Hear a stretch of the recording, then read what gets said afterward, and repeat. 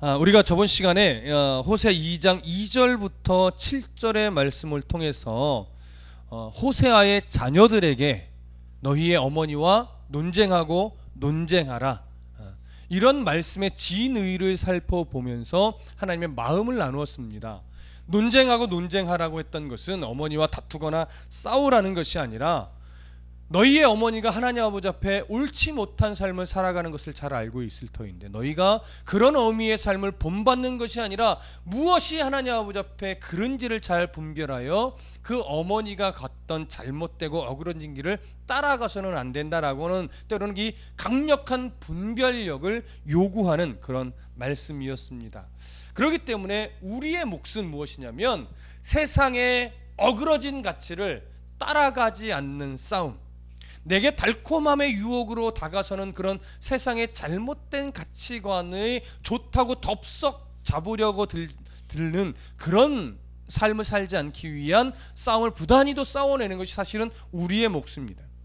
그리고 하나님은 호세의 말씀을 근거로 해서 보면 하나님은 그런 성향이 너무나 가득한 우리들 앞에 가시로 담을 쌓고 길을 막아서 우리가 그런 세상의 마음을 완전히 빼앗기지 않도록 우리를 지켜내시는 것, 결국 삶을 간섭하시고 섭리하셔서 지켜내어 주시는 것, 그것이 뭐예요? 하나님의 몫인 것입니다.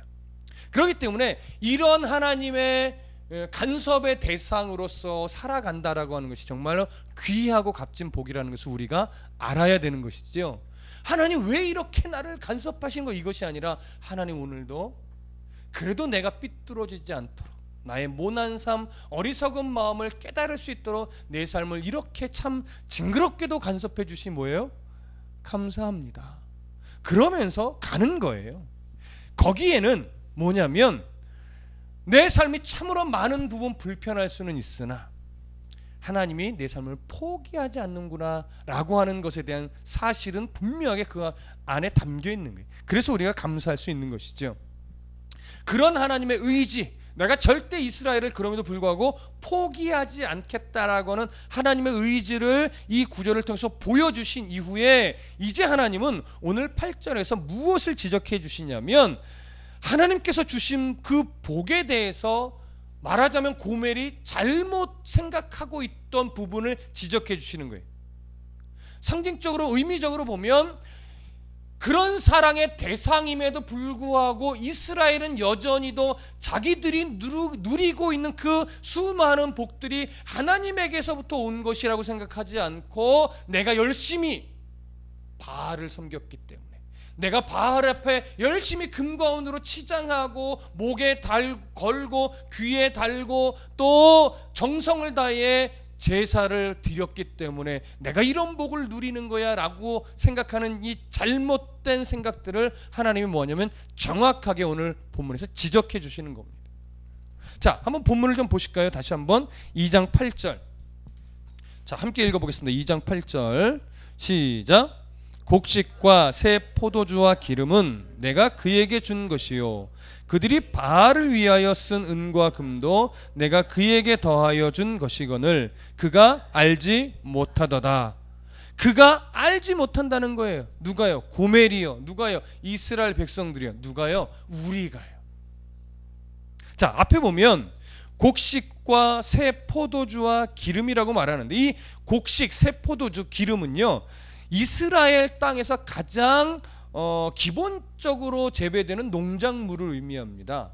그래서 이런 곡식과 새 포도주와 기름이라는 이 표현은요 이스라엘의 모든 소출을 상징하는 그냥 전형적인 표현이에요. 꼭 요 세 가지만 말하는 것이 아니라, 그러니까 매년 하나님이 이스라엘 가운데 본문적으로 보면 좀 북이스라엘에 가까운 거죠. 그 북이스라엘 가운데 하나님이 얼마나 농작물로서 큰 풍성한 복을 매년 허락해 주셨는지 지금 그 이야기를 하는 거예요. 그런데 어떻게 해요? 그 모든 풍요를 매년 주셨음에도 불구하고 이스라엘은 그것이 하나님으로부터 온 것이라고 하는 인식을 갖지 않았다라고 하는 거예요. 본문에 있는 내용으로 보면 호세아가 고멜에게 이 모든 것을 채워줬는데 고멜은 그것을 호세아가 줬다고 생각하지 않는다라고 하는 거예요. 자기 거라고 생각하고 앞에 내용에서 보면 뭐예요? 누가 줬다고요? 자기의 내연남들이 다 내 것을 준 것이다 이렇게 생각했다라고 하는 거예요.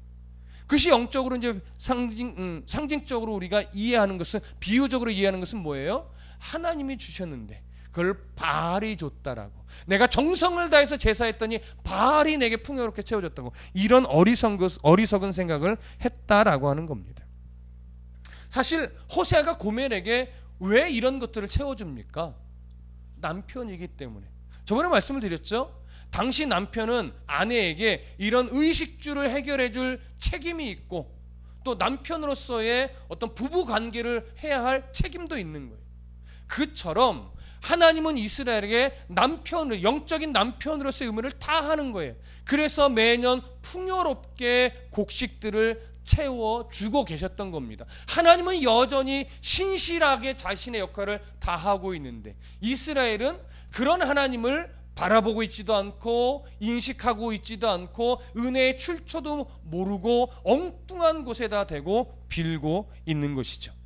뿐만 아니라 중간에 보면 이런 표현까지 있어요. 그들이 바알을 위하여 쓴 은과 금도 내가 그에게 더하여 준 것이거늘 그가 알지 못하도다.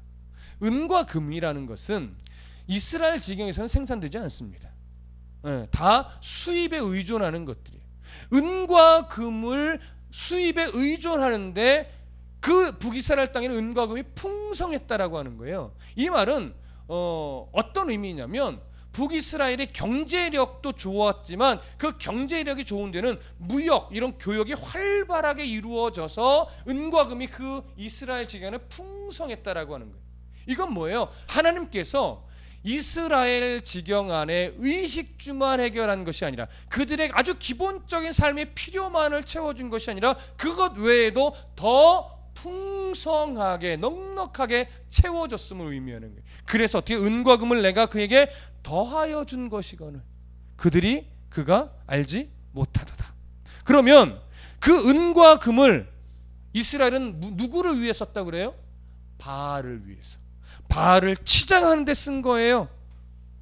오히려 더 바알에게 바치면 그 바알이 더 풍요로운 것으로 내게 채워주시겠지라고 하는 잘못된 복의 개념을 가지고 잘못된 대상에게 그것들을 바치고 있는 거예요. 그러니 하나님의 마음이 얼마나 답답하시겠습니까?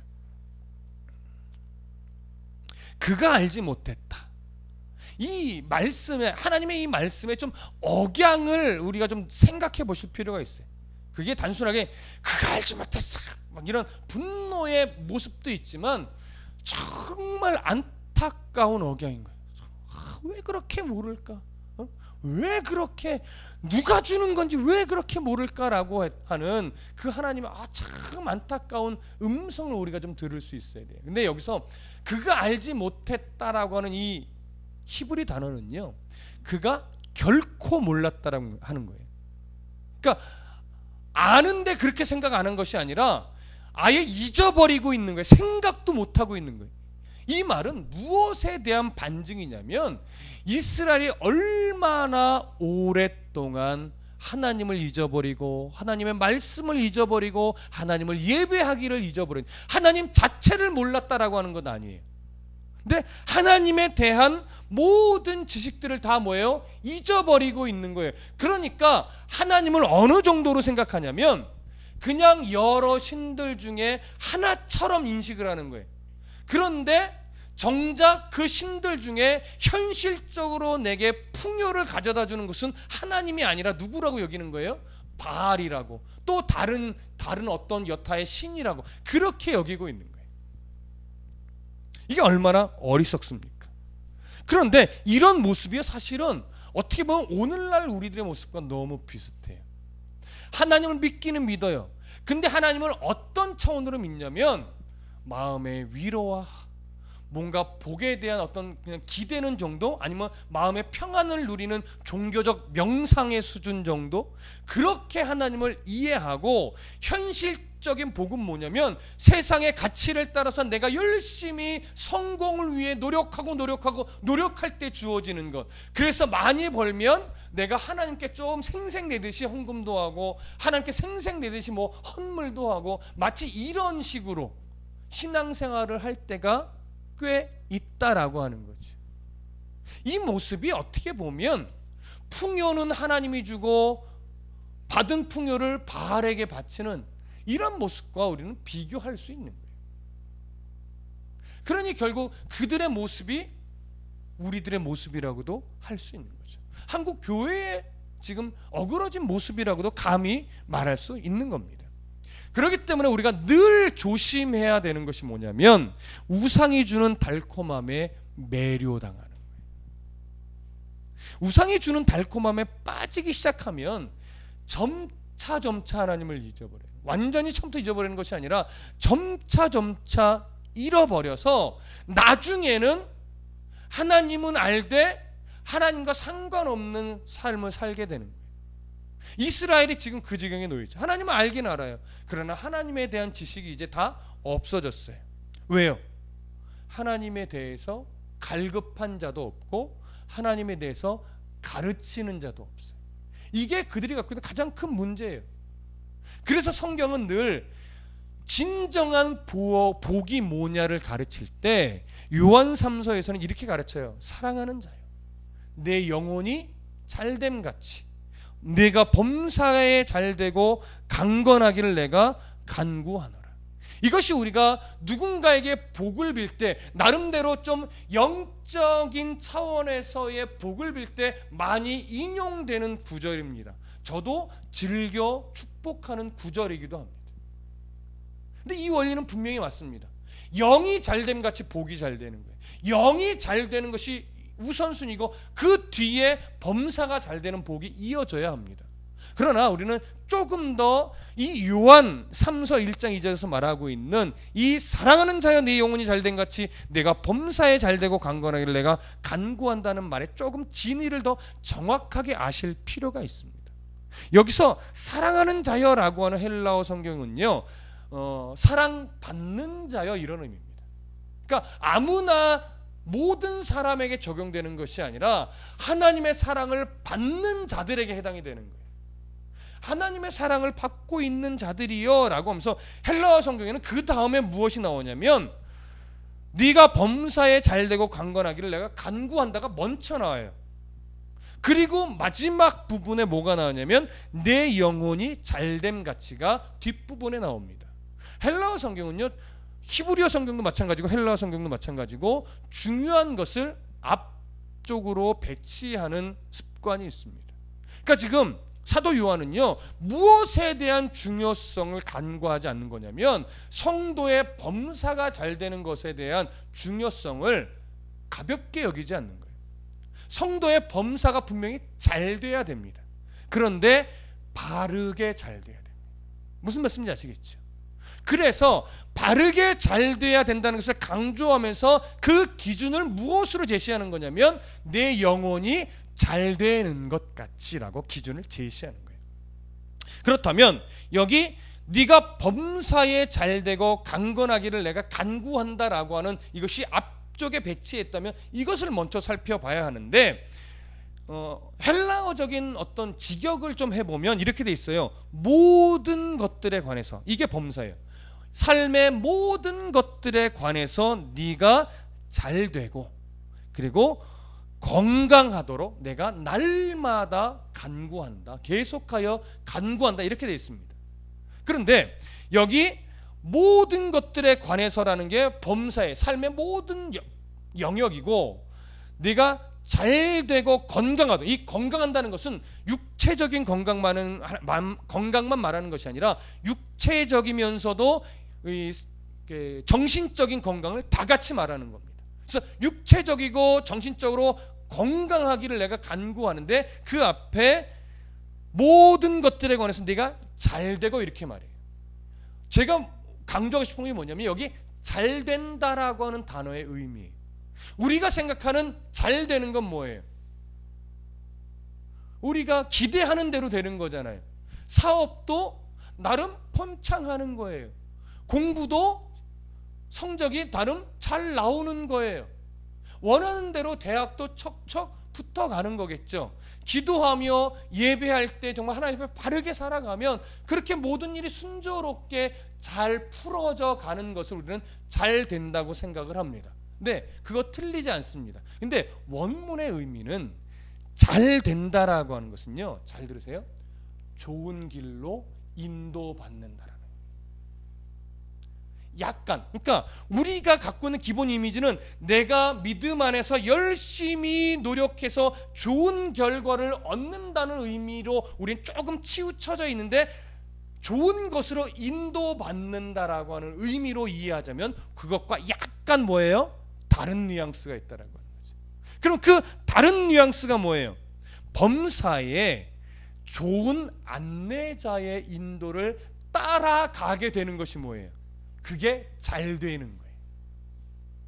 그러니까 내가 뭔가를 열심히 하는 근거가 나에게 있지 않아요. 나의 뭐에 있어요? 분별력에 있어요. 무엇이 좋은 인도자냐, 이것을 먼저 알아야 되죠. 그래서 좋은 인도자가 안내하는 대로 나의 발걸음이 한 걸음 한 걸음 따라가게 되어지는 삶의 모든 순간, 이게 잘 되는 거예요. 이렇게 따라갈 때 육체도 건강해지고 정신도 뭐예요? 건강해지는 거예요. 그렇게 좋은 안내자를 따라가는 잘 되는 복의 기준을 무엇으로 제시하냐면 내 영혼이 잘 되는 것처럼. 여기서 말하는 영혼이라는 단어는요, 그냥 모든 영혼이 아니라 그리스도 안에서 하나님과 생명의 관계를 맺고 있는 영혼을 말하는 거예요. 그러니까 사랑받는 자와 사실은 맥락을 같이 하죠. 그러니까 그리스도 안에서 하나님과 생명의 관계를 맺고 있는 자는 누구예요? 저예요. 여러분이죠. 믿음의 성도예요. 그들의 영혼이 잘 된다라고 하는 거예요. 그러면 그 믿음의 백성들, 성도의 영혼이 잘 된다 할 때 그 잘됨의 의미는 앞에서 설명했어요. 뭐예요? 좋은 길을 따라가는 거예요. 좋은 안내자가 인도하는 대로 따라가는 거예요. 그러면 우리의 영이 좋은 안내자를 따라간다는 것은 무슨 의미겠어요? 우리의 신앙에, 우리의 영적으로 좋은 안내자는 누구예요? 예수님이죠. 하나님이죠. 근데 오늘날 하나님이, 예수 그리스도께서 내 앞에 나타나셔서 이렇게 따라와, 앞으로 2걸음, 오른쪽으로 1걸음, 이렇게 안내하시나요? 아니죠. 하나님은 우리에게 가장 좋은 안내자로 무엇을 주셨죠? 하나님 말씀을 주셨습니다. 그래서 가장 좋은 안내자는 누구냐? 하나님의 말씀이요. 그래서 성경은 그것을 이렇게 표현합니다. 하나님을 아는 지식에 자라가는 것. 하나님을 아는 지식에 날마다 새로워지는 것. 그래서 하나님의 마음을 더 바르게, 더 깊이 있게, 더 넓게 알게 되는 것. 이것이 안내자예요. 그러니까 범사에 잘되기 위해서는 무엇을 몰라서는 안 돼요? 하나님의 말씀을 바르게 알지 않으면 될 수 없다라고 하는 거예요. 여러분 이거 아셔야 돼요. 이것이 사실은 사랑하는 자의 내 영혼이 잘됨 같이 내가 범사에 잘되고 간구하기를 내가 간구한다는 말의 진의입니다. 단순하게 내가 기대하는 대로 모든 일이 술술 잘 풀리는 것, 그거 말하는 것 아니죠. 네. 우리가 정말로 신앙 안에서 말씀의 깊이를 깨닫고, 아, 이게 내가 걸어가야 될 방향이구나, 인생의 걸음이구나, 하나님의 마음이 이렇게 되어 있구나를 깨달아서 그 안내하는 대로 내가 좀 불편해도 그래, 이게 하나님이 기뻐하는 거야, 한 걸음 탁. 예전에는 여기서 더 이렇게 갔는데, 아, 하나님이 이때는 이걸 원하는 것이 아니라 하나님 마음은 여기서 이렇게 가는 걸 원하시겠구나, 이걸 깨닫고 그 안내자의 안내를 따라서 그쪽으로 한 걸음 또 내딛는 것. 그러니까 이게요, 이런 하나님의 안내를 따라간다는 것이 나이가 어릴 때, 물론 영적으로도 마찬가지지만 어린 신앙일 때는 쉽게 되지 않는 거예요. 그래서 신앙의 연륜이 묻어가면서, 신앙의 연륜이 채워져 가면서 한 걸음씩 보게 되고, 한 걸음씩 깨닫게 되고, 한 걸음씩 알아가게 되는 거예요. 그래서 신앙은 절대 빨리 자라는 것은 없습니다. 오래 걸리는 겁니다. 에녹이 300년 걸려서 하나님의 기쁨이 됐듯이, 아브라함이 100세가 넘어서야 진짜 네가 아들보다 나를 사랑하는 줄 내가 이제 알겠다라고 말했던 것처럼, 인생의 그 연륜 속에서 하나님 앞에서 엎치락 뒤치락하는 흔적 속에서 말씀을 근거로 해야 하나님이 어떤 분인지, 하나님의 마음이 어떤지를 알게 될 때, 머리로 말고 머리로 아는 지식이 가슴으로 내려와 하나님을 아는 지식에 조금씩 새로워져서, 이제야 하나님을 알겠다 할 때, 그때가 바로 우리의 영과 육이 강건해지는 겁니다. 그때가 범사가 잘 되는 겁니다. 근데 그때가 되면 죄송합니다, 갈 때가 얼마 남지 않은 겁니다. 그래서 우리나라 속담이 참 기가 막혀요. 철들자 어떻게 돼요? 철들면 갈 때가 가까웠다는 게, 그게 참 어떻게 보면 성경적으로도 진리 같아요. 우리의 인생이 그렇습니다. 그렇게 우리는 말씀을 근거로 좋은 길로 인도를 받아야 하는 것이죠. 골로새서 1장 9절부터 10절에 보면 이런 말씀이 있습니다. 이로써 우리도 듣던 날부터 너희를 위하여 기도하기를 그치지 아니하고 구하노니, 너희로 하여금 모든 신령한 지혜와 총명에 하나님의 뜻을 아는 것으로 채우게 하시고, 주께 합당하게 행하여 범사에 기쁘게 하고 모든 선한 일에 열매를 맺게 하시며 하나님을 아는 것에 자라게 하시고. 이렇게 내 삶에 한 걸음씩 하나님을 아는 것으로 내 영을 채워가며, 그 아는 것으로 말미암아 범사에 하나님이 기뻐하실 만한 선한 열매들을 맺도록 채워가는 것, 이것이 바로 영육 간의 건강한 성도의 삶이고, 이런 삶이 범사에 잘 되는 삶인 것입니다. 그래서 하나님을 아는 지식이라는 것은 너무 중요해요. 하나님을 아는 지식이 없기 때문에 하나님이 기뻐하시는 바른 길로 가지 못하는 거예요. 여러분, 호세아 4장 1절 한번 가보시죠.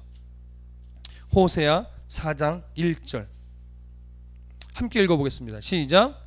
이스라엘 자손들아, 여호와의 말씀을 들으라. 여호와께서 이 땅의 주민과 논쟁하시나니, 이 땅에는 진실도 없고 인애도 없고 하나님을 아는 지식도 없고. 무슨 말씀인지 아시겠습니까? 이게 가장 큰 문제입니다. 이스라엘이 가지고 있는 가장 큰 문제, 하나님을 아는 지식이 없는 겁니다. 4장 6절도 보시죠. 4장 6절 함께 읽습니다. 시작. 내 백성이 지식이 없으므로 망하는도다. 네가 지식을 버렸으니 나도 너를 버려 내 제사장이 되지 못하게 할 것이요, 네가 내 하나님의 율법을 잊었으니 나도 네 자녀들을 잊어버리리라. 율법을 잊어버렸대요. 네가 하나님을 아는 지식을 버렸대요. 무슨 말이에요? 물론 성도들이, 모든 백성들이 여러 우상 바알을 쫓아갔기 때문에 그렇지만 무엇도 없는 거예요. 제사장이나 선지자들도 말씀을 가르치지 않고 그들도 변질되어 있었다라고 하는 거예요. 그러니까 하나님을 바로 알기 위해 몸부림치는 자도 없고, 하나님을 바로 알게 하도록 가르치는 자도 없으니 북이스라엘은 전혀 뭐예요? 가능성이 없는 겁니다. 그런데도 우리가 기대감을 버리지 못하는 것은 호세아서를 통해서 그런 가능성 없는 이스라엘을 내가 내 언약의 근거에서 버리지 않고 포기하지 않겠다라고 하나님의 의지를 보여주셨기 때문에 우리는 그래도 뭐예요? 소망을 갖는 겁니다. 기대감을 갖는 겁니다. 그 사랑을 우리도 지금 받고 있기 때문에. 하나님을 바르게 가르치는 자가 없고, 하나님을 바르게 알고자 하는 그 갈급한 심령도 없는 것, 이것이 얼마나 불행하고 안타까운 일입니까? 우리가 사도행전 8장에서도 우리가 알다시피 에디오피아 내시가 빌립 집사님을 만났어요. 그가 이사야서를 읽고 있습니다. 빌립 집사 물어요. 내용이 무슨 뜻인지 아느냐? 그랬더니 읽었음에도 불구하고 가르치는 자가 없으니 내가 어떻게 알겠습니까? 그래서 빌립 집사가 그 말씀을 쫙 풀어서 설명할 때 그 에티오피아 내시가 기쁘게 뭐예요? 세례를 받고 돌아갑니다. 뭡니까? 빌립 집사가 잘해서요? 아니요. 말씀을 풀어준 것밖에 없어요. 그랬더니 말씀의 능력이 에티오피아 내시의 마음을 움직여서 기꺼이 뭐하게 만들어요? 세례를 받아 구원의 백성이 되게 만드는 거예요. 신앙은 절대로 나의 어떤 잘남을 가지고 하는 것이 아닙니다. 절대적으로 말씀의 능력을 의지하는 거예요. 말씀의 능력을 의지해서 말씀의 능력이 세워가고 변화시키고 새롭게 만들기를 기대하려면 말씀을 바르게 뭐예요? 전해야죠. 말씀을 바르게 가르쳐야죠. 그리고 말씀을 바르게 배워야죠. 말씀을 바르게 배우려고 하는 열심이 있어야죠. 애씀이 있어야죠. 그리고 뭐예요?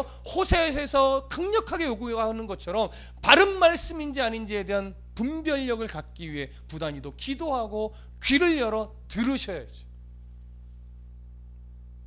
그게 우리의 몫입니다. 그게 어떻게 보면 우리 다드림교회의 궁극적 비전이요 소망입니다. 그래서 누가 물으면 다드림교회 비전이 뭡니까? 그럼 하나만 얘기하시면 돼요. 말씀을 바르게 가르치고 말씀을 바르게 배워서 하나님을 아는 지식의 날마다 뭐예요? 새로워지는 것. 그거 이상 없습니다. 그게 최고죠. 더 이상 무슨 비전과 소망이 필요하겠어요? 그거 아니면 목회자도 죽은 거요, 성도도 죽은 건데 덩치만 커져봤자 뭐 하겠습니까? 우리는 날마다 이렇게 하나님을 아는 지식에 새로워져야 됩니다. 이런 식으로 범사가 잘 돼야 돼요. 그래서 내 영혼이 잘 되는 원리는 세상에서 살아가는 원리와 이원화돼서는 안 돼요. 똑같아야 돼요. 말씀으로 내 영이 새로워지면 그 기준을 가지고 세상 속에서도 말씀이 안내하는 대로 살아가는 것, 이것이 바로 가장 큰 복이에요. 이 복을 호세아 당시 이스라엘 백성들은 다 잃어버리고 있었던 거예요. 다 버리고 있었던 거예요. 왜요? 우상이 주는 달콤함에 빠져서 너무나 오랜 세월 거기에 목매어 살아갔기 때문에 그렇습니다. 우리도 마찬가지입니다. 세상의 어떤 가치, 나만 잘 되면 돼, 나만 성공하면 돼, 부자만 되면 됐지, 뭐 돈이면 모든 것이 다 돼, 이런 식의 좋은 대학만 가면 돼, 좋은 직장만 가면 돼, 돈 많은 남자 돈 많은 여자랑 결혼하면 돼, 이런 식의 가치를 따라 살면, 그런데 그것이 주는 달콤함에 빠지면 그저 예배는 나의 종교적인 심성에 그냥 위로나 주는 역할밖에 하지 못하는 거예요. 날마다 새로워지는 삶을 살 수 없는 거죠. 여러분, 이렇게 하나님의 만지심을 통해서 하나님의 인도를 받으며 하나님 앞에 모든 영광을 돌렸던 대표적인 인물 하나를 뽑으라면 바로 다윗입니다. 여러분, 성경 어디를 보시냐면 역대상 29장으로 한번 가보시죠. 이 말씀으로 오늘 정리를 할 건데요, 역대상 29장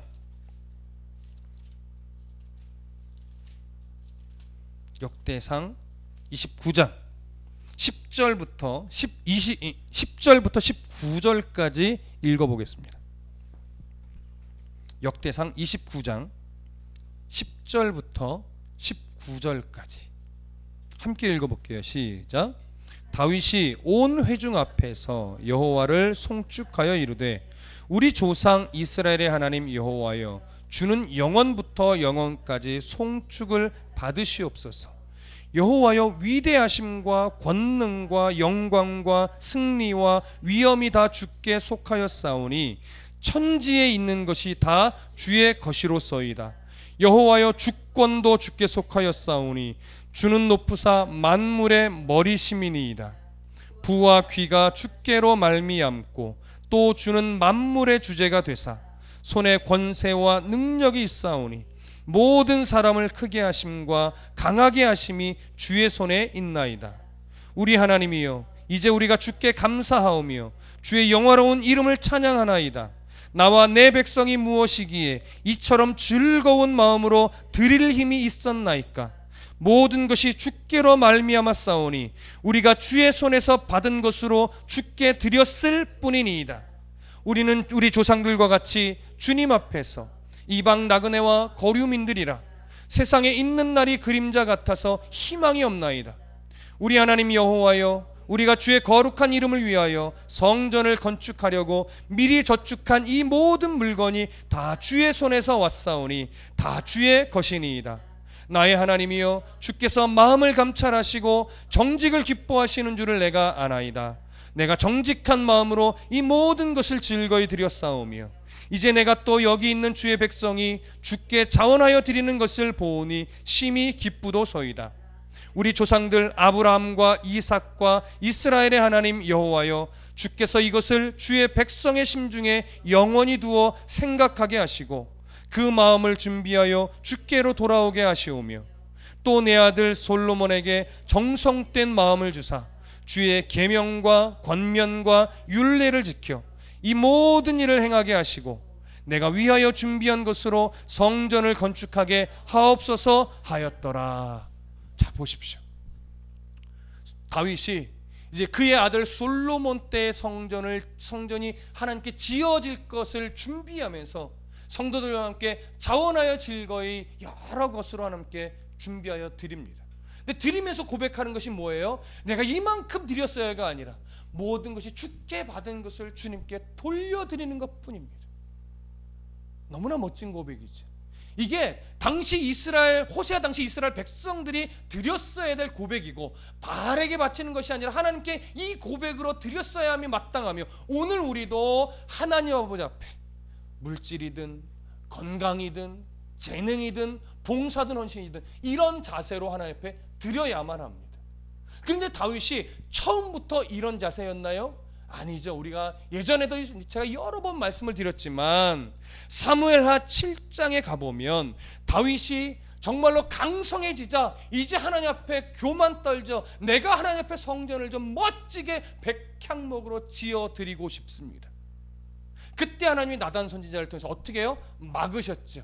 네가 교만하구나. 네가 나한테 뭘 해줄 수 있는 자격이 있다고 생각하느냐? 능력이 있다고 생각하느냐? 너는 절대 없는 자다. 내가 너에게 해줄 것만 있다. 내가 너의 왕위를 세워갈 것이고 내가 너의 가정을 높이 세울 것이고 사용할 것이다. 그것만 있다 이거예요. 그러나 네가 내 앞에서 어그러진 일을 할 경우에는 내가 너를 내 자녀이기에 사람의 매와 인생의 채찍을 들어 너를 훈련하겠다라고 하는, 이런 매를 맞으며 성숙해졌던 사람이 누구예요?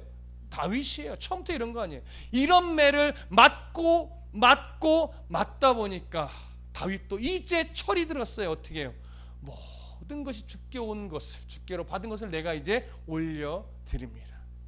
뭐예요? 다윗도 죽을 때가 가까운 거죠. 얼마 있어 이제 돌아가십니다. 이제 잘 표현해야 되니까 그거예요. 우리가 깨닫고 분명히 알아야 될 것이 바로 이거예요. 주님께로 온 것, 주님께로 돌려드리는 삶. 그러기 위해서 하나님을 아는 지식의 날마다 새로워져서 그것을 배운 것을 가지고 내 삶에 하나하나 적용시키며 바르게 살아가는 삶. 우리가 그렇게 살아갈 때 우리 후손들에게 어떻게 해요? 그런 삶을 가르쳐야 되는 거예요. 그럴 때 자녀들도 그런 삶을 살아갈 수 있게 되는 거예요. 그래서 우리가 하나님을 아는 것에 대한 갈망을 갖고, 그래서 하나님을 아는 지식의 날마다 새로워지며 그 새로워진 것을 기준으로 하여 내 삶을 살아가는 씨름을 하면서 우리 후손들에게 그렇게 살아가는 것이 진짜 범사가 잘 되는 것이다, 이것을 가르쳐야 되는 거예요. 누구에게로부터 온 것임을 알아요? 하나님에게로부터 온 것임을 아는 거죠.